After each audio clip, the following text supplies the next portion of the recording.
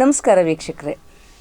ಸುತ್ತೆಲ್ಲ ಅಪರಾಧ ಅಪರಾಧ ಅಪರಾಧ, ಪ್ರತಿನಿತ್ಯ ಪ್ರತಿಕ್ಷಣ ಕಿವಿಗೆ ಬೀಳ್ತಾ ಇರುವಂತಹ ಸಂಗತಿಗಳಾಗೋಗಿದ್ದಾವೆ. ಯಾವತ್ತಪ್ಪ ಮುಗಿಯುತ್ತೆ ಇದು ಅಂತ ಅನ್ನಿಸುವಷ್ಟರ ಮಟ್ಟಕ್ಕೆ ಸದ್ಯಕ್ಕೆ ಪ್ರಚಲಿತವಾಗಿ ಸುದ್ದಿಯಲ್ಲಿರೋ ಅಂಥದ್ದು ಅಥವಾ ಪ್ರತಿ ಕ್ಷಣಕ್ಕೆ ಒಂದು ಹೊಸ ತಿರುವನ್ನು ತಗೋತಾ ಇರೋ ಅಂಥದ್ದು, ಕೆಲವರಿಗೊಂದು ರೋಚಕತೆಯನ್ನು ಮೂಡಿಸ್ತಾ ಇರೋ ಅಂಥದ್ದು ಧರ್ಮಸ್ಥಳ ಪ್ರಕರಣ. ಹೀಗೆ ಪ್ರಕರಣಗಳು ನಡೀತಾ ಇರುವಾಗ ಕಾನೂನಿನ ಅಡಿಯಲ್ಲಿ ಇರ್ಬೋದಾದಂತಹ ಹಲವಾರು ಸುವಿಧಾಗಳು ಅಥವಾ ಅದರಲ್ಲಿರುವಂತಹ ಸಮಸ್ಯೆಗಳು ಇವನ್ನು ನಾವು ಅರ್ಥ ಮಾಡಿಕೊಂಡ್ರೆ ಬಹುಶಃ ಇಂತಹ ಪ್ರಕರಣಗಳು ನಡೆದಿದ್ದು ವರ್ಷಾನುಗಟ್ಟಲೆ ಎಳಿತಾನೇ ಇರುತ್ತೆ ಅಥವಾ ಸತ್ಯಗಳು ಹೂತೋಗ್ತವೆ ಯಾಕೆ ಅಂತ ಅನ್ನೋದನ್ನು ಅರ್ಥ ಮಾಡ್ಕೋಬೇಕು. ಆ ಹಿನ್ನೆಲೆಯಲ್ಲಿ ಇಂತಹ ಅಪರಾಧ ಪ್ರಕರಣಗಳು ನಡೆಯುತ್ತೆ, ಅದನ್ನು ಮುಚ್ಚಾಕ ಪ್ರಯತ್ನ ಆಗುತ್ತೆ ಅಥವಾ ಎಷ್ಟು ಪ್ರಯತ್ನ ಪಟ್ಟರೂ ನ್ಯಾಯ ಅನ್ನೋದು ಗಾವದ ದೂರ ಹೋಗುತ್ತೆ ಅನ್ನುವ ಸಂದರ್ಭದಲ್ಲಿ ಇಂತಹ ಅಪರಾಧ ಕೃತ್ಯಗಳು ನಡೆದಾಗ ಆ ಅಪರಾಧ ಕೃತ್ಯಗಳನ್ನು ಸಾಕ್ಷಿಗಳನ್ನು ಹೇಳಕ್ಕೆ ಬರೋವರಿಗೆ ನಮ್ಮ ದೇಶದಲ್ಲಿ ಏನಾದರೂ ಕಾನೂನಿನ ಅಡಿಯಲ್ಲಿ ವ್ಯವಸ್ಥೆ ಇದೆಯಾ ಅಂತ ಅನ್ನೋದನ್ನು ತಿಳ್ಕೊಳ್ಳುವಂತಹ ಉದ್ದೇಶ. ಯಾಕಂದರೆ ಧರ್ಮಸ್ಥಳ ಪ್ರಕರಣದಲ್ಲಿ ನಾವು ನೋಡಿದ್ದೀವಿ, ಅಸಹಜ ಸಾವುಗಳು ಅಂತ ಹಣೆಪಟ್ಟಿ ಕಟ್ಟಿ ಸುಮಾರು 400ಕ್ಕೂ ಹೆಚ್ಚು ಅಂತ 10 ವರ್ಷದ ಹಿಂದೆಯೇ ಹೇಳಿದಂಥದ್ದು. ಎಕ್ಸಾಕ್ಟಾಗಿ ಎಷ್ಟಿದೆ ಅಂತ ಯಾರಿಗೂ ಗೊತ್ತಿಲ್ಲ. ಮತ್ತು ಅವು ಅಸಹಜ ಸಾವುಗಳು ಯಾಕಾಯಿತು, ಹೆಂಗಾಯಿತು, ಕೊಲೆನಾ, ಹತ್ಯೆನಾ, ಅತ್ಯಾಚಾರನ, ಇದೆಲ್ಲ ಪ್ರಶ್ನೆಗಳು ಕೇಳ್ತಾ ಇರುವಾಗ ನಮ್ಮ ನೆಲದಲ್ಲಿರುವಂತಹ ವಿಟ್ನೆಸ್ ಪ್ರೊಟೆಕ್ಷನ್ ಸ್ಕೀಮ್ ಅಂತ, ಅಂದರೆ ಸಾಕ್ಷಿದಾರರು ಬಂದು ದೂರನ್ನು ಅಥವಾ ದೂರಿಗೆ ಸಾಕ್ಷಿಗಳನ್ನು ಕೊಡುವಾಗ ಅವರಿಗೇನಾದರೂ ರಕ್ಷಣೆ ಅಂತ ಅನ್ನುವಂಥದ್ದು ಇದೆಯಾ ಅಂತ ಅನ್ನೋದನ್ನು ತಿಳ್ಕೊಳ್ಳೋದಕ್ಕೆ ನಮ್ಮ ಜೊತೆಗೆ ಇವತ್ತು ವಿನಯ್ ಶ್ರೀನಿವಾಸ್ ಅವರಿದ್ದಾರೆ. ನಿಮಗೆ ವೆಲ್ಕಮ್ ವಿನಯ್. ನಾನು KS ವಿಮಲಾ, ಇದು ಜನಶಕ್ತಿ ಮೀಡಿಯಾ. ವಿನಯ್, ನಾನು ಪ್ರಾರಂಭದಲ್ಲೇ ಹೇಳಿದ ಹಾಗೆ ಅಪರಾಧ ಕೃತ್ಯಗಳು ನಡೀತವೆ. ಬಹಳ ಸಂದರ್ಭಗಳಲ್ಲಿ ದೂರುದಾರರು ಮುಂದೆ ಬರೋಲ್ಲ. ದೂರುದಾರರು ಅಂದರೆ ಸ್ವತಃ ಸಂತ್ರಸ್ತರು ಮುಂದೆ ಬರೋಲ್ಲ, ಜೊತೆಗೆ ಸಾಕ್ಷಿಗಳು ಕೂಡ ಮುಂದೆ ಬರೋಲ್ಲ. ನನಗೆ ನೆನಪಿದೆ, 70ರ ದಶಕದಲ್ಲಿ ಮಥುರಾ ರೇಪ್ ಪ್ರಕರಣ ನಡೆದ ಆ ಕಾಲಘಟ್ಟದಿಂದ ತುಂಬ ದೊಡ್ಡ ಕೂಗಿತ್ತು, ವಿಟ್ನೆಸ್ ಪ್ರೊಟೆಕ್ಷನ್ ಆ್ಯಕ್ಟ್ ಅಂತ ಒಂದು ಬೇಕು ಅಂತ. ಅದು ಆ್ಯಕ್ಟ್ ಅಂತ 2020ನಲ್ಲಿ ಒಂದು ಬಿಲ್ ಪ್ರೆಸೆಂಟ್ ಆಗಿದೆ, ಬಟ್ ಅದಿನ್ನೂ ಬೆಳಕು ಕಂಡಂಗಿಲ್ಲ ನನಗೆ ಗೊತ್ತಿರುವ ಹಾಗೆ. ಬಟ್ ಆ್ಯಸ್ ಆನ್ ನಾವು 2017-18 ಆ ಸಂದರ್ಭದಲ್ಲಿ ವಿಟ್ನೆಸ್ ಪ್ರೊಟೆಕ್ಷನ್ ಸ್ಕೀಮ್ ಅಂತ ಒಂದು ಬಂದಿದೆ. ಸೊ ಆ ಸ್ಕೀಮಿನ ಬಗ್ಗೆ ಒಂದು ಸಣ್ಣ ವಿವರಣೆಯನ್ನು ನೀವು ಕೊಟ್ಟರೆ ನಾವು ಮತ್ತೆ ಚರ್ಚೆ ಮುಂದುವರಿಸ್ಬೋದು. ವಿಟ್ನೆಸ್ ಪ್ರೊಟೆಕ್ಷನ್ ಬಗ್ಗೆ ಆ್ಯಕ್ಚುಲಿ ಹಲವಾರು ಬಾರಿ ಸುಪ್ರೀಂ ಕೋರ್ಟು ಹೇಳಿದೆ. ವಿಟ್ನೆಸ್ಗೆ ಪ್ರೊಟೆಕ್ಷನ್ ಸಿಗಬೇಕು, ಯಾವ ಥರ ಕೊಡಬೇಕು ಅಂತ ಹೇಳಿ ಲಾ ಕಮಿಷನ್ ರಿಪೋರ್ಟ್ಸು ಸಹ ಇದ್ದಾವೆ, ಮತ್ತು ಬೇರೆ ಬೇರೆ ಹೈಕೋರ್ಟ್ ಜಜ್ಮೆಂಟ್ಗಳು ಇದ್ದಾವೆ. ನಾವು Zahira Habibullah Sheikh versus state of Gujarat ಈ ಒಂದು ಪ್ರಕರಣ ನೋಡಿದ್ರೆ 2004 ಸುಪ್ರೀಂ ಕೋರ್ಟಲ್ಲಿ ಒಂದು ತೀರ್ಪು ಕೊಡ್ತಾ ಹೇಳ್ತು, ಒಂದು ವಿಟ್ನೆಸ್ಗಳು ಅವರು ಬಂದು ಎವಿಡೆನ್ಸ್ ಕೊಡೋಕ್ಕಾಗಿಲ್ಲ ಅಂತ ಹೇಳಿದರೆ ಆ ಟ್ರಯಲ್ ಎಫೆಕ್ಟ್ ಆಗುತ್ತೆ, ಮತ್ತು ಅದು ಒಳ್ಳೆಯದಲ್ಲ. ಎರಡನೇದು, ಆ ಪ್ರಕರಣದಲ್ಲಿ ಸರ್ವೋಚ್ಚ ನ್ಯಾಯಾಲಯ ಏನು ಹೇಳಿದ್ದು ಅಂತ ಹೇಳಿದರೆ, ನಮ್ಮ ಪ್ರಭುತ್ವಕ್ಕೆ ಈ ಥರ ಆನೆಸ್ಟಾಗಿರೋ ವಿಟ್ನೆಸ್ಗಳನ್ನ ರಕ್ಷಣೆ ಕೊಡೋದು ಪ್ರಭುತ್ವದ ಒಂದು ಜವಾಬ್ದಾರಿ. ಅವರು ತಪ್ಪು ಮಾಡಿದವ್ರಿಗೆ ಹೆದರಿ ಅವರು ಒಂದು ಬಂದು ಎವಿಡೆನ್ಸ್ ಕೊಡದೇ ಇರೋ ಥರ ಆಗಬಾರ್ದು, ಹಾಗಾಗಿ ಅದು ಸರ್ಕಾರದ ಜವಾಬ್ದಾರಿ ಅಂತ ಆಗಲೂ ಸಹ ಸರ್ವೋಚ್ಚ ನ್ಯಾಯಾಲಯ ಹೇಳ್ತು. ಮತ್ತು ನಾನು ಹೇಳ್ದಂಗೆ ಲಾ ಕಮಿಷನ್ ರಿಪೋರ್ಟ್ಸು ಸಹ ಇದ್ದಾವೆ. ಇದಕ್ಕೆ ತಕ್ಕಂತೆ 2018ನಲ್ಲಿ ವಿಟ್ನೆಸ್ ಪ್ರೊಟೆಕ್ಷನ್ ಸ್ಕೀಮ್ ಬಂದಿದೆ. ಈ ವಿಟ್ನೆಸ್ ಪ್ರೊಟೆಕ್ಷನ್ ಸ್ಕೀಮ್ ಯಾರಿಗೆ ಅನ್ವಯ ಅಂತ ಹೇಳಿದ್ರೆ, ನೀವು ವಿಟ್ನೆಸ್ ಪ್ರೊಟೆಕ್ಷನ್ ಸ್ಕೀಮ್ ನೋಡಿದ್ರೆ ವಿಟ್ನೆಸ್ ಡೆಫಿನಿಷನ್ ಅಂದರೆ ಏನು ಅಂತ ಹೇಳಿದ್ರೆ, ಯಾವುದೇ ಒಂದು ವ್ಯಕ್ತಿ ಹತ್ರ ಒಂದು ಪ್ರಕರಣಕ್ಕೆ ಸಂಬಂಧಪಟ್ಟಂತೆ ಮಾಹಿತಿ ಅಥವಾ ಡಾಕ್ಯುಮೆಂಟ್ ಇದ್ದರೆ ಅವರು ವಿಟ್ನೆಸ್ ಆಗ್ತಾರೆ. ಮತ್ತು ಈ ವಿಟ್ನೆಸ್ ಪ್ರೊಟೆಕ್ಷನ್ ಸ್ಕೀಮ್ ಜಾರಿ ಮಾಡಬೇಕು ಅಂತ ಹೇಳಿ ನಮ್ಮ ರಾಜ್ಯದ ಉಚ್ಚ ನ್ಯಾಯಾಲಯ ಸಹ ರಾಜ್ಯ ಸರ್ಕಾರಕ್ಕೆ ಆದೇಶ ನೀಡಿದೆ. ಯಾಕೆಂದರೆ ಈ ವಿಟ್ನೆಸ್ ಪ್ರೊಟೆಕ್ಷನ್ ಸ್ಕೀಮ್ ಬಂದುಬಿಟ್ಟು ಸುಪ್ರೀಂ ಕೋರ್ಟ್ ಅಪ್ರೂವ್ ಮಾಡಿರೋದು. ಸೊ ಅದು ಜಾರಿ ಮಾಡಬೇಕು ಅಂತ ನಮ್ಮ ಸರ್ವೋಚ್ಚ ನ್ಯಾಯಾಲಯ ನಮ್ಮ ಉಚ್ಚ ನ್ಯಾಯಾಲಯ ಸಹ ಆದೇಶ ನೀಡಿದೆ. ಸೊ ಹಾಗಾಗಿ ಈ ಸ್ಕೀಮ್ ಜಾರಿ ಆಗಬೇಕು ರಾಜ್ಯ ಸರ್ಕಾರದ ಕಡೆಯಿಂದ. ಮತ್ತು ಈ ಸ್ಕೀಮ್ ಇರೋದ್ರ ಬಗ್ಗೆ ರಾಜ್ಯ ಸರ್ಕಾರ ಆ್ಯಕ್ಚುಲಿ ತುಂಬ ಪಬ್ಲಿಸಿಟಿ ಕೊಡಬೇಕು. ಬಟ್ ನಮಗೆ ಗೊತ್ತಿರೋ ಹಾಗೆ ಈ ಸ್ಕೀಮ್ ಬಗ್ಗೆ ಜಾಸ್ತಿ ಪಬ್ಲಿಸಿಟಿ ಇಲ್ಲ. ಅಥವಾ ಎರಡನೇದು, ನಾನಂತೂ ಇದರದ್ದೊಂದು ಕನ್ನಡ ಪ್ರತಿ ನೋಡಿಲ್ಲ. ಅಕಸ್ಮಾತ್ ಅವ್ರು ಮಾಡಿರ್ಬೋದು, ಎಲ್ಲಾದರೂ ಇರ್ಬೋದು, ಬಟ್ ನಾವಂತೂ ಅದನ್ನೆಲ್ಲೂ ನೋಡಿಲ್ಲ. ಇದು ವೈಡ್ ಪಬ್ಲಿಸಿಟಿ ಕೊಡಬೇಕು ಅಂತ ಹೇಳಿದ್ಮೇಲೆ ಒಂದು ಇದು ಸರ್ಕಾರದ ವೆಬ್ಸೈಟ್ಗಳಲ್ಲೂ ಇರಬೇಕು, ಕನ್ನಡದಲ್ಲಿ ಲಭ್ಯ ಇರಬೇಕು, ಪೊಲೀಸ್ ಸ್ಟೇಷನ್ಗಳಲ್ಲಿ ಕಾಪಿ ಇರಬೇಕು, ಒಂದು DSL ಹತ್ರ ಇರಬೇಕು, ಬೇರೆ ಬೇರೆ ಕಡೆ ಕಾಪಿ ಇರಬೇಕು. ನಾವೆಲ್ಲೂ ಸಹ ನೋಡಿಲ್ಲ.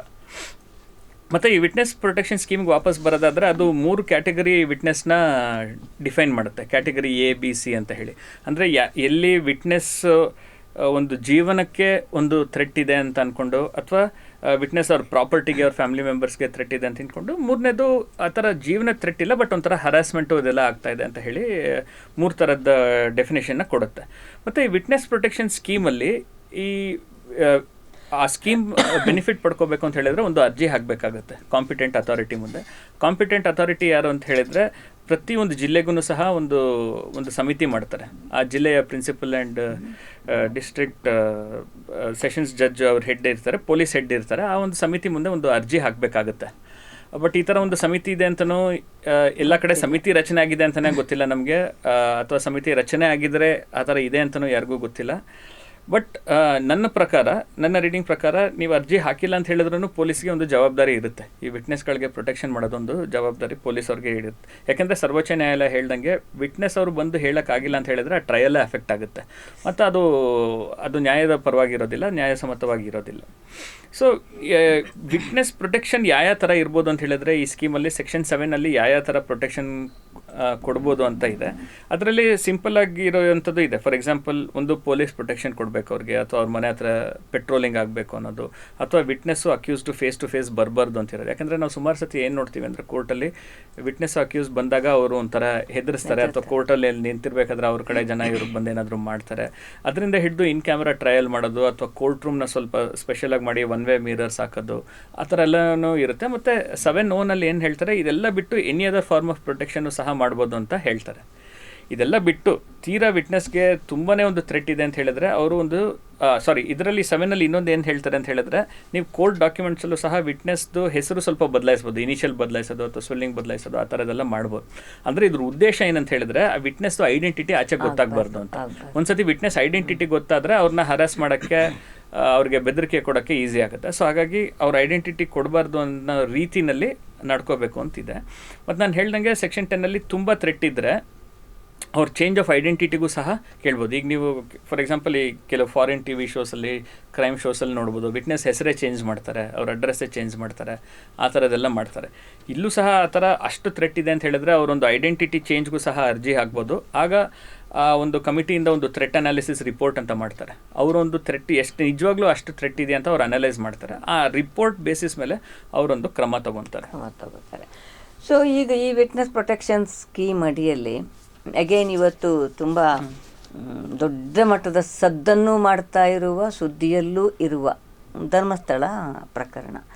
ಈ ಧರ್ಮಸ್ಥಳ ಪ್ರಕರಣ ಸ್ವಲ್ಪ ನಾವು ಹಿಂದೆ ಹೋದರೆ, ಅಂದರೆ 80ರ ದಶಕದಿಂದ ಈ ಥರದ ಅಸಹಜ ಸಾವುಗಳ ಬಗ್ಗೆ ಮತ್ತು ಯಾರು ಸಂತ್ರಸ್ತರಿದ್ದಾರೋ, ಅಂದರೆ ತಮ್ಮ ಮನೆಯಿಂದ ವ್ಯಕ್ತಿಗಳನ್ನು ಕಳ್ಕೊಂಡಂಥವ್ರು, ಉದಾಹರಣೆಗೆ ಪದ್ಮಲತಾ ಪ್ರಕರಣದಲ್ಲಿ ಅವರ ಕುಟುಂಬದವರು ಹೋಗಿ FIR ಮಾಡಿಸಿದ್ದಾರೆ, ಅಂಥದ್ದೆಲ್ಲ ಮಾಡಿದಂಥದ್ದು ಇದೆ.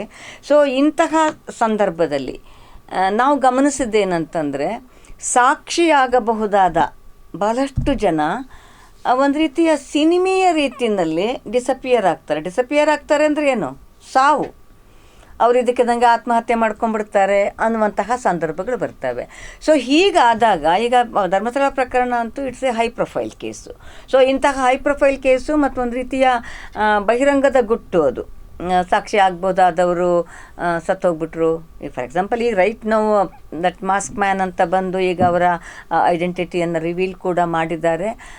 ಆ ವ್ಯಕ್ತಿನೇ ಪ್ರಾರಂಭದಲ್ಲಿ ಹೇಳ್ಕೊಂಡ ಅಂತ, ಅದು ಹೇಳ್ಕೊಂಡಿದ್ದಾರೆ ಬಿಟ್ಟಿದ್ದಾರೆ, SITನವ್ರು ಇನ್ನೂ ನಮ್ಗೆ ಹೇಳಿಲ್ಲ, ವಿ ಡೋಂಟ್ ನೋ. ಬಟ್ ಮೀಡಿಯಾದಲ್ಲಿ ತುಂಬ ಬಂತು, ತಾನವತ್ತು ರಜದಲ್ಲಿದ್ದೆ, ಸೌಜನ್ಯ ಸತ್ತ ದಿವಸ, ಬಟ್ ಇನ್ಯಾರೋ ಒಬ್ರು ಇದ್ದರು, ಅವನೇನೋ ಮಾಡಿದ್ದಿರಬೇಕು, ಅವನು ನಾನು ಒಟ್ಟಿಗೆ ಕೂತ್ಕೊಂಡು ಮಾತಾಡ್ತಾ, ನಂಗೆ ಗೊತ್ತಿಲ್ಲ. ಇದನ್ನೆಲ್ಲ ಬಿತ್ತರಿಸುವಂತಹ ಮೀಡಿಯಾಗಳಿಗೆ ಇನ್ಫಾರ್ಮೇಷನ್ಸ್ ಎಲ್ಲಿಂದ ಬಂತು, ಇಷ್ಟು ಕಥೆ ಅಂತ ಗೊತ್ತಿಲ್ಲ. ಬಟ್ ಹೊರಗಡೆ ಬಂದಿದ್ದಂತೂ ಬಂತು. ನನ್ನ ಜೊತೆಗಿದ್ದ ಅವನು ಮಾರನೇ ದಿನ ಅವನು ಸತ್ತೋಗ್ಬಿಟ್ಟ ಅಂತ ಅನ್ನೋದು ಬರ್ತದಲ್ಲ. ಸೊ ಹಂಗಾದಾಗ ಈ ಥರದಕ್ಕೆ ಕಾರಣಕರ್ತರಾಗಬಹುದಾದವರನ್ನು ಈ ಸ್ಕೀಮ್ ಅಡಿಯಲ್ಲಿ ಏನಾದರೂ ದೋಷಿಗಳನ್ನಾಗಿ ಹೆಸರಿಸೋದಕ್ಕೆ ಅವಕಾಶ ಇದೆಯಾ? ಅಂದರೆ if I am responsible for that kind of spoiling the witness ಅಂತಿದ್ರೆ, ಆ ಬೆನಿಫಿಟ್ ಆಫ್ ಡೌಟನ್ನು, ಬೆನಿಫಿಟ್ ಅಲ್ಲ ಇದು ಅಲ್ಲ ನೋಡಿ, ಒಂದು ಎವಿಡೆನ್ಸ್ ನಾಶ ಮಾಡಿದ್ರೆ, ಆ ಥರ ಎಲ್ಲ ಮಾಡಿದ್ರೆ ಅದು ಆಲ್ರೆಡಿ ಕ್ರೈಮ್ ಆಗುತ್ತೆ. ಸೊ ಅದು ಕಾನೂನಲ್ಲಿ ಆಲ್ರೆಡಿ ಇದೆ. ಅದಕ್ಕೆ ಈ ವಿಟ್ನೆಸ್ ಪ್ರೊಟೆಕ್ಷನ್ ಸ್ಕೀಮ್ ಏನು ಬೇಕಾಗಿಲ್ಲ. ಸೊ ನೀವೊಂದು ವಿಟ್ನೆಸ್ಗೂ ಸಹ ಈ ಥರ ಮಾಡಿದೆ, ಫಸ್ಟ್ ಆಫ್ ಆಲ್ ಅವ್ರದ್ದು ಕೊಲೆ ಆಗಿದೆ ಅಂತ ಹೇಳಿದ್ರೆ ಅದು ಮರ್ಡರೇ ಆಗುತ್ತೆ, ಅದೇ ಆಲ್ರೆಡಿ ಒಂದು ಕ್ರೈಮ್ ಆಗುತ್ತೆ. ಮತ್ತು ನೀವು ಯಾವುದೇ ಒಂದು ಕ್ರೈಮ್ದು ಎವಿಡೆನ್ಸ್ ನಾಶ ಮಾಡೋಕ್ಕೆ ಹೊರಡ್ತೀರಾ ಅಂದರೆ ಅದು ಸಹ ಒಂದು ಕ್ರೈಮ್ ಆಗುತ್ತೆ. ಇನ್ನೊಂದು ಅಟ್ಲೀಸ್ಟ್ ಸಪೋಸ್ ಪ್ರಕರಣ ದಾಖಲಾದ್ಮೇಲೆ ಬೇರೆ ಬೇರೆಯವರು ಬರೋಕ್ಕೆ ಹಿಂಜರಿಬೋದು, ಆ ಥರ ಎಲ್ಲ ಆಗ್ಬೋದು. ಈ ವಿಟ್ನೆಸ್ ಪ್ರೊಟೆಕ್ಷನ್ ಸ್ಕೀಮಲ್ಲಿ ಏನು ಹೇಳುತ್ತೆ ಅಂತ ಹೇಳಿದ್ರೆ, ಈ ಸ್ಕೀಮ್ ಬಗ್ಗೆ ಪಬ್ಲಿಸಿಟಿ ಕೊಡೋದು ರಾಜ್ಯ ಸರ್ಕಾರ ಮಾತ್ರ ಅಲ್ಲ, ಐಒ ಸಹ.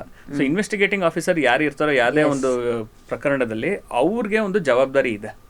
ಮತ್ತು ಈ ವಿಟ್ನೆಸ್ ಪ್ರೊಟೆಕ್ಷನ್ ಅನ್ನೋದು ಕೆಲವು ವಿಶೇಷ ಕಾಯ್ದೆಗಳೆಲ್ಲ ಆಲ್ರೆಡಿ ಇರುತ್ತೆ. ಈಗ ಫಾರ್ ಎಕ್ಸಾಂಪಲ್ ಪಾಕ್ಸೋ ಇರ್ಬೋದು ಅಥವಾ ಪ್ರಿವೆನ್ಷನ್ ಆಫ್ ಅಟ್ರಾಸಿಟಿ ಆ್ಯಕ್ಟ್ ಇರ್ಬೋದು, ಅದರಲ್ಲಿ ವಿಟ್ನೆಸ್ಗೆ ಪ್ರೊಟೆಕ್ಷನ್ ಕೊಡಬೇಕು ಅಂತೆಲ್ಲ ಇದೆ. ಅದು ಬಿಟ್ಟು ಸಹ ಜನರಲ್ ಆಗಿ ಈ ಥರ ವಿಟ್ನೆಸ್ಗೆ ಪ್ರೊಟೆಕ್ಷನ್ ಇರಬೇಕು. ಅವ್ರು ಅರ್ಜಿ ಹಾಕಬೇಕು, ಅವ್ರು ಅರ್ಜಿ ಹಾಕಿಲ್ಲ ಅಂದ್ರೂ ಐಒಗೆ ಅದು ಒಂದು ಗಮನದಲ್ಲಿ ಇರಬೇಕಾಗುತ್ತೆ. ಆ್ಯಕ್ಚುಲಿ ನನಗೆ ಪ್ರಜ್ವಲ್ ರೇವಣ್ಣ ಕೇಸಿನ ಸಂದರ್ಭ ನೆನಪಾಗುತ್ತೆ. SIT ಫಾರ್ಮೇಷನ್ ಆದ ತಕ್ಷಣ SIT ಕಡೆಯಿಂದ ಒಂದು ಸ್ಟೇಟ್ಮೆಂಟ್ ಬಂತು, ಈ ಥರದಲ್ಲಿ ಒಂದು SIT ಕಾನ್ಸ್ಟಿಟ್ಯೂಟ್ ಆಗಿದೆ, you can come and lodge your complaint and your identity will not be revealed and you will be given protection ಅಂತ. ಬಹುಶಃ ಈಗ ಕನ್ವಿಕ್ಷನ್ ಆಗಿರುವ ಕೇಸಲ್ಲಿ ಆ ದೂರುದಾರಳಿಗೆ ಸಿಕ್ಕಿರುವಂತಹ ಪ್ರೊಟೆಕ್ಷನ್ನಿನ ಕಾರಣಕ್ಕಾಗಿಯೇ ಬಹುಶಃ ಕೇಸು ಸ್ಟ್ಯಾಂಡ್ ಆಗೋಕ್ಕೆ ಸಾಧ್ಯ ಆಯಿತು ಅಂತ ಅನ್ನೋದು.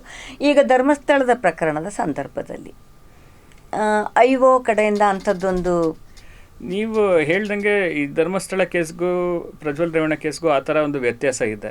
ಪ್ರಜ್ವಲ್ ರೇವಣ್ಣ ಕೇಸಲ್ಲಿ ಸರ್ಕಾರ ಕಂಪ್ಲೀಟಾಗಿ SITಗೆ ಸಪೋರ್ಟ್ ನೀಡಿದಂಗಿತ್ತು, ಮತ್ತು ನೀವು ಹೇಳ್ದಂಗೆ SIT ಅವರು ಆ ಥರ ಸ್ಟೇಟ್ಮೆಂಟು ಕೊಟ್ಟಿದ್ರು, ನೀವು ಧೈರ್ಯವಾಗಿ ಮುಂದೆ ಬನ್ನಿ ಅಂತ. ಆದರೆ ಇಲ್ಲಿ SIT ರಚನೆ ಆದಮೇಲೆ ಯಾವುದೇ ಒಂದು ರೀತಿ ಆ ಥರ ಏನೂ ಆಗ್ತಾ ಇಲ್ಲ. ಬದಲಿಗೆ ಈಗ ಇವ್ರದ್ದು ಅರೆಸ್ಟ್ ಆಗಿರ್ಬೋದು ಅಥವಾ ಇದ್ರ ಬಗ್ಗೆ ಮಾತಾಡೋ ಅಂಥ ಯೂಟ್ಯೂಬರ್ಸ್ಗೆ FIR ಹಾಕೋದು ಆ ಥರ ಎಲ್ಲ ಆಗ್ತಾ ಇದೆ. ನೀವು ಹೇಳ್ದಂಗೆ SIT ಇಲ್ಲೂ ಸಹ ಆ ಥರ ಒಂದು ಸ್ಟೇಟ್ಮೆಂಟ್ ಕೊಡಬೇಕಾಗುತ್ತೆ. ದಯವಿಟ್ಟು ಇದ್ರ ಬಗ್ಗೆ ಯಾರ ಹತ್ರ ಮಾಹಿತಿ ಇದೆಯೋ ನೀವು ಮುಂದೆ ಬನ್ನಿ, ನೀವು ಮುಂದೆ ಬಂದರೆ ನಾವು ರಕ್ಷಣೆ ಕೊಡ್ತೀವಿ ಅಂತ. ಎಸ್ಪೆಷಲಿ ಇಲ್ಲಿ ಯಾಕೆ ಮುಖ್ಯ ಆಗುತ್ತೆ ಅಂತ ಹೇಳಿದ್ರೆ, ಪ್ರಜ್ವಲ್ ರೇವಣ್ಣ ಕೇಸಲ್ಲಿ ಆ ವಿಡಿಯೋಗಳಾದರೂ ಇದ್ವು, ಇಲ್ಲಿ ಆ ಥರದ್ದು ಇಲ್ಲ.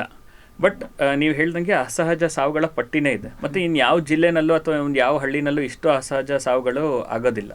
ಸೊ ಹಂಗಂದಮೇಲೆ ಎಸ್ಪೆಷಲಿ ಇಲ್ಲಿ ಎವಿಡೆನ್ಸ್ ಸಿಗೋದು ಕಷ್ಟ ಅಂತಿದ್ಮೇಲೆ ಅಷ್ಟು ಸಾವುಗಳಾಗಿದ್ದರೆ ಖಂಡಿತ ಸ್ವಲ್ಪ ಜನಕ್ಕೆ ಗೊತ್ತಿರುತ್ತೆ, ಆದರೆ ಅವರೊಂದು ಭಯದ ವಾತಾವರಣದಿಂದ ಮುಂದೆ ಬಂದಿಲ್ಲ. ಸೊ ಅವ್ರಿಗೆ ಆ ಭಯದ ವಾತಾವರಣ ಚೇಂಜ್ ಮಾಡಬೇಕು, ಅವ್ರಿಗೆ ಒಂದು ರಕ್ಷಣೆ ಕೊಡಬೇಕು ಅಂದರೆ SIT ಕಡೆಯಿಂದ ಆ ಥರ ಒಂದು ಸ್ಟೇಟ್ಮೆಂಟ್ ಬರಬೇಕಾಗುತ್ತೆ.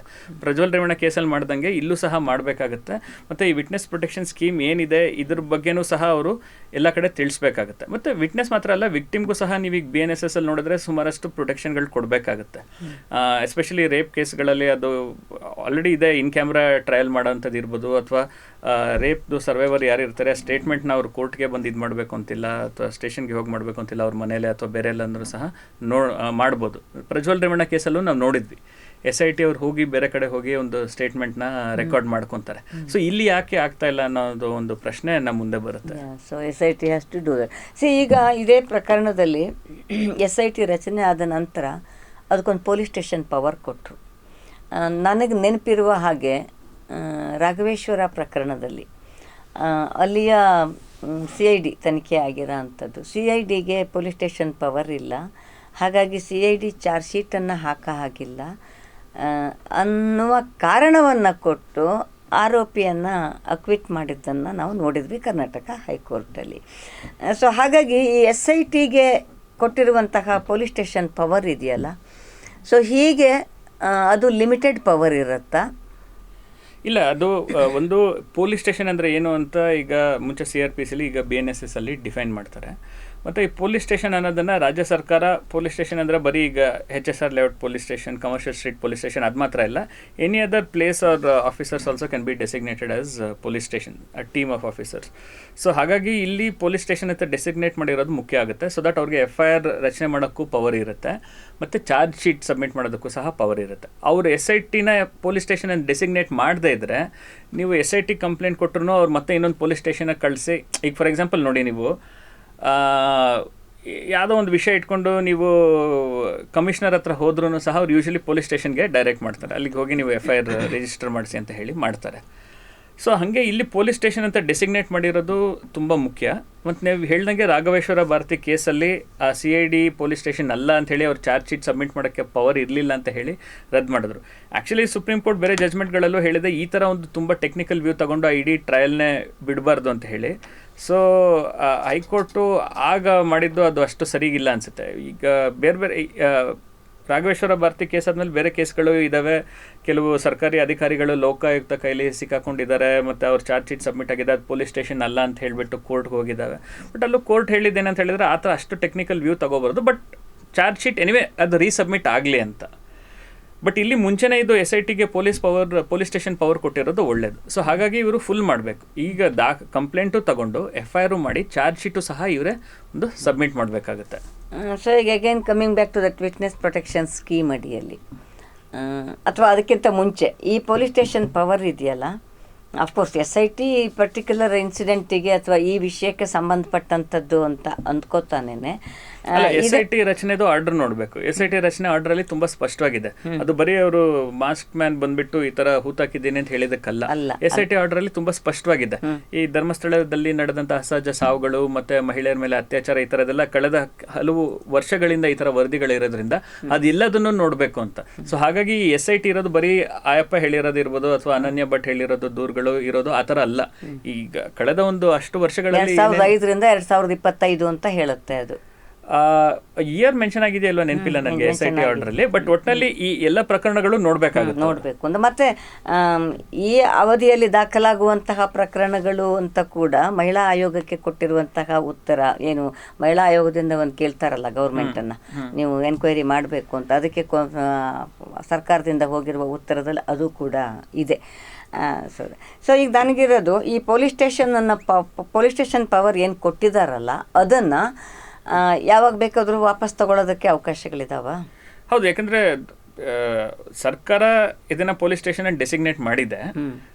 ಸೊ ಅದು ಸರ್ಕಾರನೇ ಇದು ಮಾಡ್ಬೋದು. ಬಟ್ ಅದು ಈ ಒಂದು ಇನ್ವೆಸ್ಟಿಗೇಷನ್ ಮುಗಿಯೋ ತನಕ ಅದು ಮಾಡೋದ್ರಲ್ಲಿ ಅರ್ಥ ಇಲ್ಲ. ಬಟ್ ಪ್ರಾವಿಷನ್ ಇದೆಯಾ ಅಂತ, is there any provision just like that? Okay, ಕಾನೂನು BNSS ಏನು ಹೇಳುತ್ತೆ ಅಂತ ಹೇಳಿದ್ರೆ, ಸ್ಟೇಟ್ ಗೌರ್ಮೆಂಟ್ಗಳಿಗೆ ಒಂದು ಪ್ಲೇಸು ಅಥವಾ ಒಂದು ಸೆಟ್ ಆಫ್ ಆಫೀಸರ್ಸ್ನ ಪೊಲೀಸ್ ಸ್ಟೇಷನ್ಗೆ ಡೆಸಿಗ್ನೇಟ್ ಮಾಡೋಕ್ಕೆ ಪವರ್ ಇದೆ ಅಂತ ಹೇಳುತ್ತೆ. ಅದರ ರಿಮೂವಲ್ ಬಗ್ಗೆ ಹೇಳೋದಿಲ್ಲ. But obviously once you are given the power to designate something as a police station, you also have the power to you can withdraw that circular or say that this is no longer as a police station ಅಂತ ಹೇಳುತ್ತೆ. But ಅದು ಒಂದು logical ಕನ್ಕ್ಲೂಷನ್ಗೆ ಹೋಗಬೇಕಲ್ಲ. Okay, again ವಾಪಸ್ witness protection ಸ್ಕೀಮಿಗೆ ಬರ್ತೀವಾದರೆ, ಈಗ ಈ ಇಡೀ ಧರ್ಮಸ್ಥಳ ಪ್ರಕರಣದಲ್ಲೇ ನಾವು ನೋಡ್ತಾ ಇದ್ದೀವಿ ಏನೇನೆಲ್ಲ ತಿರುವುಗಳು ತಗೋತಾ ಇದ್ದಾರೆ. For example that Sujata Bhat ಪ್ರಕರಣ, we don't know what it is. ನಮಗೆ ಗೊತ್ತಿಲ್ಲ ಅದೇನಂತ ನಮಗೆ ಗೊತ್ತಿಲ್ಲ. ಬಟ್ ಆ ಹೆಣ್ಣು ಮಗಳನ್ನು, ಹಿರಿಜೀವ ಅದು, ಅವಳನ್ನು ಎಷ್ಟು ರೀತಿಯಲ್ಲಿ ಹೆರಾಸ್ಮೆಂಟ್ಗಳು ನಡೀತಾ ಇದ್ದಾವೆ, ಮಾನಸಿಕ ಕ್ಷೋಭೆಗೆ ಎಷ್ಟು ಒಳಗಾಗ್ತಾ ಇದ್ದಾರೆ ಅಂತ ಗೊತ್ತಾಗ್ತಾ ಇದೆ. ಸೊ ಅಂಥ ಸಂದರ್ಭದಲ್ಲಿ ಈ ವಿಟ್ನೆಸ್ ಪ್ರೊಟೆಕ್ಷನ್, ಯಾಕೆಂದರೆ ಅವರೊಬ್ಬ ದೂರದಾರಳು ಕೂಡ, ದೂರದಾರಳಾಗಿ ನ್ಯಾಚುರಲಿ ಶೀಸ್ ಇದು. ಸೊ ಅಲ್ಲಿ ಏನು ಮಾಡೋಕ್ಕೆ ಸಾಧ್ಯ ಈ ಸ್ಕೀಮನ್ನು? ಅಂದರೆ ಸುಮೋಟೋ ಏನಾದರೂ ತಗೊಳಕ್ಕೆ ಸಾಧ್ಯ ಇದೆಯಾ? ಇಲ್ಲ, ಅದು ವಿಟ್ನೆಸ್ ಪ್ರೊಟೆಕ್ಷನ್ ಸ್ಕೀಮಲ್ಲಿ ಅವರು ಅರ್ಜಿ ಹಾಕಿ ಅವರು ಪ್ರೊಟೆಕ್ಷನ್ ಕೇಳ್ಬೋದು. ಇಲ್ಲ ಅಂತ ಹೇಳಿದ್ರು ಇವರು ಕ್ರಮ ತಗೋಬೋದು. ಇಲ್ಲ ಅಂತ ಹೇಳಿದ್ರು ಅದೊಂಥರ ಕ್ರಿಮಿನಲ್ ಇಂಟಿಮಿಡೇಷನ್, ಮತ್ತು ಅದೊಂದು ಸ್ಟಾಕಿಂಗ್ ಥರನೂ ಆಗುತ್ತೆ. ಅವ್ರ ಮನೆ ಮಧ್ಯರಾತ್ರಿಲಿ ಹೋಗಿ ಬಾಗಿಲು ತಟ್ಟೋದು ಅದೆಲ್ಲ ಅದೊಂಥರ ಸ್ಟಾಕಿಂಗು ಆಗುತ್ತೆ, ಕ್ರಿಮಿನಲ್ ಇಂಟಿಮಿಡೇಷನ್ನು ಆಗುತ್ತೆ. ಸೊ ಪೊಲೀಸರು ಸುಮೋಟೋ FIR ಮಾಡ್ಬೋದು. ಮತ್ತು ನನ್ಗನ್ಸುತ್ತೆ ಇದ್ರ ಬಗ್ಗೆ ಮಹಿಳಾ ಆಯೋಗ ಬಂದ್ಬಿಟ್ಟು ಈ ಮಾಧ್ಯಮದವ್ರದ್ದೊಂದು ಸಭೆ ಕರೆದ್ಬಿಟ್ಟು ಇದ್ರ ಬಗ್ಗೆ ಗೈಡ್ಲೈನ್ಸ್, ಈಗ ಫಾರ್ ಎಕ್ಸಾಂಪಲ್ ಆಲ್ರೆಡಿ ಗೈಡ್ಲೈನ್ಸು ಇದೆ. Cable and network television act ಕೆಳಗಡೆ ಒಂದು ಪ್ರೋಗ್ರಾಮ್ ಆ್ಯಂಡ್ ಅಡ್ವರ್ಟೈಸಿಂಗ್ ಕೋಡ್ಸ್ ಇದೆ. ಅದರಲ್ಲಿ ಮಹಿಳೆಯರ ಜೊತೆ ಈ ಥರ ನಡ್ಕೋಬಾರ್ದು ಮತ್ತು ಇಂಡಿಸೆಂಟಾಗಿ ನಡ್ಕೋಬಾರ್ದು ಆ ಥರದ್ದೆಲ್ಲ ಇದೆ. ಸೊ ಅದರದ್ದೊಂದು ನೆನಪು ಮಾಡಲಿಕ್ಕೆ ಮಹಿಳಾ ಆಯೋಗ ಈ ಮಾಧ್ಯಮದವ್ರದ್ದು ಒಂದು ಸಭೆ ಕರೆದ್ರೆ ಒಳ್ಳೆಯದು. ಮತ್ತು ಮಾಧ್ಯಮಗಳು ನೋಡಿ, ಯಾವಾಗಲೂ ಮಾಧ್ಯಮಗಳು ಸ್ವನಿಯಂತ್ರಣ ಇರಬೇಕು ಅಂತ ಒಂದು ನಂಬಿಕೆ. ಒಂದು ಪ್ರಜಾಪ್ರಭುತ್ವದಲ್ಲಿ ಸರ್ಕಾರ ತುಂಬ ನಿಯಂತ್ರಣ ಮಾಡೋಕ್ಕೆ ಹೋಗ್ಬಾರ್ದು, ಮಾಧ್ಯಮಗಳಿಗೆ ಒಂದು ಸ್ವನಿಯಂತ್ರಣ ಇರಬೇಕು ಅಂತ. ಆದರೆ ಇಲ್ಲಿ ಒಂದು ಆ ಸ್ವನಿಯಂತ್ರಣ ಅದು ಫೇಲ್ ಆಗ್ತಾ ಇದೆ. ಯಾಕೆಂದರೆ ಅವರು ಒಂದು TRPಯ ಹುಚ್ಚಲ್ಲಿ ಏನು ಬೇಕಿದ್ರೂ ಸಹ ಮಾಡ್ತಾ ಇದ್ದಾರೆ. ಒಂದೊಂದು ಮೀಡಿಯಾಗೆ ಹೋದಾಗ ಅವ್ರ ಪಾಪ ಒಂದೊಂದು ಥರ ಸ್ಟೇಟ್ಮೆಂಟ್ ಕೊಟ್ಟಿದ್ದಾರೆ. ಅವರು ನಿಜ ಹೇಳ್ತಿದ್ದಾರೋ ಸುಳ್ಳು ಹೇಳ್ತಿದ್ದಾರೋ ಅದು ಬೇರೆ ವಿಷಯ, ಅದು ತನಿಖೆ ಆಗಲಿ. ಬಟ್ ಇವರು ನಡ್ಕೊಳ್ಳೋ ರೀತಿ ಬಗ್ಗೆ ಇವ್ರಿಗೆ ಒಂದು ಏನು ಕೋಡ್ಸ್ ಇದೆ, ಒಂದು ಸೆಲ್ಫ್ ರೆಗ್ಯುಲೇಷನ್ ಇದೆ, ಅದು ಮಾಡಬೇಕು. ಎರಡನೇದು, ಈ ಸುವರ್ಣ ಪವರು ರಿಪಬ್ಲಿಕ್ಕು ಅವೆಲ್ಲ ಅವ್ರದ್ದೇ ಒಂದು ಫೆಡ್ರೇಷನ್ ಮಾಡ್ಕೊಂಡಿದ್ದಾರೆ, ಸಪ್ರೇಟ್ ಫೆಡ್ರೇಷನ್, NBF ಅನ್ಸುತ್ತೆ ಅದರ ಹೆಸರು. ಮತ್ತು ಅವ್ರಿಗೆ ಏನು ಕೋಡ್ ಮಾಡ್ಕೊಂಡಿದ್ದಾರೆ ಆ ಕೋಡು ಸಹ ಪಬ್ಲಿಕ್ಕಾಗಿ ಅವೈಲಬಲ್ ಇಲ್ಲ. ಸೊ ಅವರು ಸಹ ಮಾಡ್ಕೋಬೇಕಾಗತ್ತೆ. ಬಟ್ ಎನಿವೆ ಅವ್ರು ಮಾಡ್ಕೊಂಡಿಲ್ಲ ಅಂತ ಹೇಳಿದ್ರೆ, ನಾನೇನು ಹೇಳೋದು ಅಂದರೆ, ಒಂದು ವಕೀಲನಾಗಿ ಜನಸಾಮಾನ್ಯರು ಮಾಧ್ಯಮಗಳು ಈ ಥರ ಬಿಹೇವ್ ಮಾಡ್ತಿರ್ಬೇಕಾದ್ರೆ ದಯವಿಟ್ಟು ನೀವು ಮಾಧ್ಯಮದ ಸಂಪಾದಕರಿಗೆ ಪತ್ರ ಬರೀರಿ, ಇಮೇಲ್ ಬರೀರಿ, ಮತ್ತು ಅವರು ರೆಸ್ಪಾಂಡ್ ಮಾಡಿಲ್ಲ ಅಂತ ಹೇಳಿದರೆ ನೀವು ಮಿನಿಸ್ಟ್ರಿ ಆಫ್ ಇನ್ಫಾರ್ಮೇಷನ್ ಆ್ಯಂಡ್ ಬ್ರಾಡ್ಕಾಸ್ಟಿಂಗು ಪತ್ರ ಬರೀರಿ, ಅವ್ರಿಗೂ ಸಹ ಪತ್ರ ಬರೀಬೋದು. ಮತ್ತು ವುಮೆನ್ಸ್ ಕಮಿಷನ್ ಚೇರ್ಪರ್ಸನ್ ಅವ್ರಿಗೆ ಡೆಫಿನೆಟ್ಲಿ ಪವರ್ಸ್ ಇದೆ, ಇವ್ರನ್ನೆಲ್ಲ ಕರೆದು ಒಂದು ಸಭೆ ಮಾಡಿ ಈ ಥರದೆಲ್ಲ ಹೇಳೋದಕ್ಕೆ ಪವರ್ಸ್ ಇದೆ. ಅಲ್ಲ, ಇದಕ್ಕೆ ಸಿವಿಲ್ ಸೊಸೈಟಿಗೆ ಅಧಿಕಾರ ಇದೆಯಾ ಆ ಥರದಲ್ಲಿ ಪತ್ರ? ಹೌದು, ಯಾರಾದರೂ ಬರೀಬೋದು ಪತ್ರ. ಫಸ್ಟ್ ಆ ಎಡಿಟರ್ಸ್ಗೆ ಬರೀಬೇಕು, ಅವ್ರು ಉತ್ತರ ಬಂದಿಲ್ಲ ಅಂತ ಹೇಳಿದ್ರೆ ಮಿನಿಸ್ಟ್ರಿ ಆಫ್ ಇನ್ಫಾರ್ಮೇಷನ್ ಆ್ಯಂಡ್ ಬ್ರಾಡ್ಕಾಸ್ಟಿಂಗು ಸಹ ಬರೀಬೋದು. ಓಕೆ, ಈಗ ಸುಜಾತಾ ಭಟ್ ಅವ್ರು ದೂರದಾರರು, ಬಟ್ ಅವ್ರ ಮೇಲೆ ಇಷ್ಟೊಂದೆಲ್ಲವೂ ಓಪನ್ ಆಗಿ ನಡೀತಾ ಇದೆ, ಪ್ರತಿ ಮೀಡಿಯಾದಲ್ಲಿ ಬರ್ತಾ ಇರೋದು. ಈಗಂತೂ ಇದು ಸ್ವತಂತ್ರ ಮಾಧ್ಯಮದ ಯುಗವೂ ಆಗಿದ್ದಕ್ಕಾಗಿ ಸಿಕ್ಕಾಪಟ್ಟೆ ಓಡ್ತಾ ಇದೆ. ಸೊ ಅದನ್ನು ನೋಡಿ SIT can take some action to protect her ಅಲ್ವಾ? They can definitely take action to protect her. But SIT ಕಡೆಯಿಂದ ಏನಾಗ್ತದೆ ಏನಾಗ್ತಿಲ್ಲ ಅಂತ ನಮಗೂ ಸಹ ಗೊತ್ತಿಲ್ಲ. ಅಥವಾ SIT ಅವರು ಅವ್ರ ಹತ್ರ ಮಾತಾಡಿದಾರಾ, ಸುಜಾತಾ ಭಟ್ ಅವ್ರ ಹತ್ರ ಮಾತಾಡಿದಾರಾ ಗೊತ್ತಿಲ್ಲ. ಅವ್ರಿಗೆ ಮೊನ್ನೆ ಮಾಧ್ಯಮದಲ್ಲಿ ವರದಿ ಆಗಿತ್ತು, ಪೊಲೀಸ್ ಪೆಟ್ರೋಲಿಂಗ್ ಆಗ್ತಾ ಇದೆ ಅವ್ರ ಮನೆ ಆಚೆ ಅಂತ ಹೇಳಿ. ಬಟ್ ಅದೊಂಥರ ಕುದುರೆ ಓಡೋದ್ಮೇಲೆ ಬಾಗ್ಲು ಹಾಕ್ದಂಗೆ, ಅದು ಮುಂಚೆನೂ ಸಹ ಆಗಬೇಕಿತ್ತು. ಈಗ ಏನಾಗುತ್ತೆ ಅಂದರೆ ಬೇರೆಯವ್ರಿಗೂ ಒಂದು ಆತಂಕ ಆಗುತ್ತೆ, ನಾವು ಏನಾದರೂ ಹೋದರೆ ಮತ್ತು ಮಾಧ್ಯಮದವರು ನಮ್ಮ ಮನೆಗೂ ಬರ್ತಾರೆ, ಮಧ್ಯರಾತ್ರಿ ನಮ್ಮ ಬಾಗ್ಲು ತಟ್ತಾರೆ ಅಥವಾ ನಮ್ಮ ಮೇಲೆ ಪ್ರೆಷರ್ ಆಗ್ತಾರೆ ಅಂತ ಒಂದು ಬರುತ್ತೆ. ಸೊ SIT ಕೂಡಲೇ ಈಗ ಆಲ್ರೆಡಿ ಇನ್ನು ಸ್ವಲ್ಪ ಜನ ಬಂದು ದೂರು ಕೊಟ್ಟಿದ್ದಾರಲ್ಲ, ಅವ್ರಿಗೆಲ್ಲ ಪ್ರೊಟೆಕ್ಷನ್ ಕೊಡೋ ಹಾಗೆ, ಮತ್ತು ಈ ವಿಟ್ನೆಸ್ ಪ್ರೊಟೆಕ್ಷನ್ ಸ್ಕೀಮ್ ಬಗ್ಗೆ ಅವ್ರಿಗೆ ತಿಳಿಸಿ, ಅವ್ರಿಗೇನಾದರೂ ವಿಟ್ನೆಸ್ ಪ್ರೊಟೆಕ್ಷನ್ ಬೇಕಾಗಿದ್ದರೆ ಅವರು ಒಂದು ಅರ್ಜಿ ಹಾಕಬೇಕು ಅಂತ SIT ಹೇಳಿದ್ರೆ ಒಳ್ಳೆಯದು. S, okay. ಸೊ ಇದಾಗಿತ್ತು. ಯಾಕೆಂತಂದರೆ ಪ್ರತಿದಿನ ಪ್ರತಿ ಕ್ಷಣ ರೋಚಕತೆಯನ್ನೇ ತುಂಬುತ್ತಾ ಇರುವಂತಹ ಸಂದರ್ಭದಲ್ಲಿ ಕೇವಲ ರೋಚಕತೆಯಿಂದ ಯಾವ ಸಮಸ್ಯೆನೂ ಪರಿಹಾರ ಮಾಡಲಿಕ್ಕಾಗೋದಿಲ್ಲ. ಈ ಕ್ಷಣಕ್ಕೆ ಒಂದಿಷ್ಟು ಏನೋ ಕೊಟ್ಬಿಡ್ಬೋದು. ಯಾವುದೋ ಮಾಧ್ಯಮದ ಒಬ್ಬ ಪ್ರಮುಖರು ಆ ಸುದ್ದಿ ಕೇಳಿ ನನಗೆ ರೋಚಕತೆ ಆಯಿತು ಅಂತ ಮಾತಾಡ್ತಾ ಇರೋದನ್ನು ಕೇಳಿಸ್ಕೊಂಡೆ, ಅಪ್ಪ ಮೀಡಿಯಾ ಈ ಲೆವೆಲ್ಲಿಗೆ ಹೋಗ್ಬಿಡ್ತಾ ಅಂತ ನನ್ನಷ್ಟಕ್ಕೆ ನಾನೇ ಸ್ವಲ್ಪ ಕಳವಳನೂ ಆಯಿತು ನನಗೆ. ಸೊ ಹಾಗಾಗಿ ಜನಶಕ್ತಿ ಮೀಡಿಯಾ, ನಾನು ಯಾವಾಗಲೂ ಹೇಳುವ ಹಾಗೆ ಜನಶಿಕ್ಷಣವೂ ಕೂಡ ನಮ್ಮ ಕಾರ್ಯಕ್ರಮದ ಒಂದು ಭಾಗ. ಹಾಗಾಗಿ ಈ ವಿಟ್ನೆಸ್ ಪ್ರೊಟೆಕ್ಷನ್ ಸ್ಕೀಮ್ ಅಂತ ಅನ್ನೋದು, ಅಥವಾ 2020ನಲ್ಲಿ ಬಿಲ್ ಆಗಿ ಬಂದಿರುವಂತಹ victims and witness protection act 2020, ಅದು ಪಾಸಾಗಿ ಕಾನೂನಾಗಿ ಬಂದರೆ ಇನ್ನೊಂದು ಸ್ವಲ್ಪ ಹಲ್ಲು ಸಿಕ್ಕಬಹುದು ಅದಕ್ಕೆ ಅಂತ ಅಂದ್ಕೋತಾ. ಆದರೆ ಈಗ ಈ ಪ್ರಕರಣದಲ್ಲಿ ಈ ವಿಟ್ನೆಸ್ ಪ್ರೊಟೆಕ್ಷನ್ ಸ್ಕೀಮಿನ ಅಡಿಯಲ್ಲಿ SIT ಅಥವಾ ಸರ್ಕಾರ ಈ ಒಂದು ಇಂಥದ್ದೊಂದು ಸ್ಕೀಮ್ ಇದೆ. ಹಾಗಾಗಿ ದೂರುದಾರರು ಮುಂದೆ ಬಂದರೆ ನೀವು ಒಂದು ಸಾಂವಿಧಾನಿಕ ರಕ್ಷಣೆಯ ಅಧಿಕಾರ ನಿಮಗಿದೆ. ದೂರದಾರರು ಮಾತ್ರ ಅಲ್ಲ, ಅದ್ರ ಬಗ್ಗೆ ಯಾರೂ ಕೂಡ ಸಾಕ್ಷಿಗಳಾಗಿ ಬರುವಂತಹ ಸಾಧ್ಯತೆಗಳಿದ್ದಾವೆ. ಹಾಗಾಗಿ ಮುಂದೆ ಬನ್ನಿ ಅಂತ. ಪ್ರಜ್ವಲ್ ರೇವಣ್ಣ ಕೇಸು ಒಂದು ಪ್ರೆಸಿಡೆನ್ಸು ನಮಗೆ. ಅಂದರೆ ಒಂದು ಜನಪ್ರತಿನಿಧಿಗಳ ನ್ಯಾಯಾಲಯ ಕಾರಣಕ್ಕಾಗಿ 1 ವರ್ಷದೊಳಗಡೆ ಟ್ರಯಲ್ ಮುಗಿದು ಇದು ಜಡ್ಜ್ಮೆಂಟ್ ಬರಬೇಕಾಗಿತ್ತು, ಅದು ಬಂತು ಕೂಡ. ಹಾಗೆ ಅಂಥದ್ದು ಒಂದು ಸಾಧ್ಯತೆಗಳು ಇದು. ಯಾಕೆಂದರೆ ಸ್ಪೆಷಲಿ ಧರ್ಮಸ್ಥಳದ ಪ್ರಕರಣ 80ರ ದಶಕದಿಂದ, ಆಮೇಲೆ ಅದರ ನೆಕ್ಸ್ಟ್ ಹಂತ 2012-13 ಸೌಜನ್ಯ ಪ್ರಕರಣ, ಆ ನಂತರವೂ ಕೂಡ ನಡೆದಿರಬಹುದಾದ, ಮೊದಲು ನಡೆದು ಮುಚ್ಚಿ ಹಾಕಲ್ಪಟ್ಟಿರಬಹುದಾದ ಈ ಎಲ್ಲ ಪ್ರಕರಣಗಳಿಗೆ ಒಂದು ಬೆಳಕಿಗೆ ಬರಬೇಕು ಅಂತಂದರೆ ಬಹುಶಃ ಈ ಥರದ ಸಣ್ಣ ಸಣ್ಣ ಸಾಧ್ಯತೆಗಳನ್ನು ಜನಚಳವಳಿಯ ಮೂಲಕ ಪಡ್ಕೊಂಡಿರೋ ಅಂಥದ್ದು. ಸೊ ಹಾಗೆ ಅದನ್ನು ಪ್ರಚಾರ ಮಾಡಲಿಕ್ಕೆ ಸಾಧ್ಯ ಆಗಬೇಕು. ಮಹಿಳಾ ಆಯೋಗ ಕೂಡ ತನ್ನ ಸಾಂವಿಧಾನಿಕ ಜವಾಬ್ದಾರಿ ಅದರದ್ದು, because it is quasi judicial ಪವರನ್ನು ಇಟ್ಕೊಂಡಿರೋ ಅಂಥದ್ದಾಗಿದ್ದಕ್ಕಾಗಿ. ಸೊ ಅಂಥದ್ದೊಂದು ಆಗಬೇಕು ಅನ್ನುವ ಕಾರಣಕ್ಕಾಗಿ ಈ ಮಾಹಿತಿಯನ್ನು ನಮ್ಮ ವೀಕ್ಷಕರಿಗೆ ಕೊಡೋದು ನಮ್ಮ ಉದ್ದೇಶ ಆಗಿತ್ತು. ಹಾಗಾಗಿ ಒಟ್ಟಾರೆಯಾಗಿ ಒಂದು ಮೀಡಿಯಾ ಆಗಿ ನಮ್ಮ ಜವಾಬ್ದಾರಿಯನ್ನು ನಾವು ನಿಭಾಯಿಸಬೇಕು. ಹಾಗೆಯೇ ಮೀಡಿಯಾ ಆಗಿ TRPಗೋಸ್ಕರ ಏನನ್ನು ಬೇಕಾದರೂ ಮಾಡಿಬಿಡ್ತೀವಿ ಅಂತ ಮಾಡೋಕ್ಕೆ ಹೊರಟಾಗಲೂ ಕೂಡ ಇವೆಲ್ಲವೂ ಕೂಡ ಕಾನೂನಿನ ಅಡಿಯಲ್ಲಿ ನಮಗೆ ಸಾಕಷ್ಟು ಅವಕಾಶಗಳು ಇದ್ದಾವೆ ಅಂತ ಅನ್ನೋದನ್ನು ತಿಳಿಸ್ಕೊಟ್ಟಿದ್ದೀರಿ. ಸೊ ಥ್ಯಾಂಕ್ ಯು ವಿನಯ್, ಬಂದಿಷ್ಟೊತ್ತು ಮಾತಾಡಿದ್ದಕ್ಕೆ. ಇದಾಗಿತ್ತು ವೀಕ್ಷಕರೇ ನಮ್ಮ ಚರ್ಚೆ. ಯಾವತ್ತೂ ಹೇಳುವ ಹಾಗೆ ಜನಶಕ್ತಿ ಮೀಡಿಯಾ ನಿಮ್ಮ ಮೀಡಿಯಾ. ಇದುವರೆಗೂ ಸಬ್ಸ್ಕ್ರೈಬ್ ಆಗಿಲ್ಲದೆ ಇದ್ದರೆ ಪಕ್ಕದ ಬೆಲ್ ಐಕಾನ್ ಒತ್ತಿ ನಮ್ಮ ಜೊತೆಗೆ ನೀವು ನಿಲ್ಲಿ. ಒಟ್ಟಿಗೆ ಒಂದು ಸ್ವಾಸ್ಥ್ಯ ಆರೋಗ್ಯಪೂರ್ಣ ಸಮಾಜಕ್ಕಾಗಿ ಕೆಲಸ ಮಾಡೋಣ. ನಮಸ್ಕಾರ.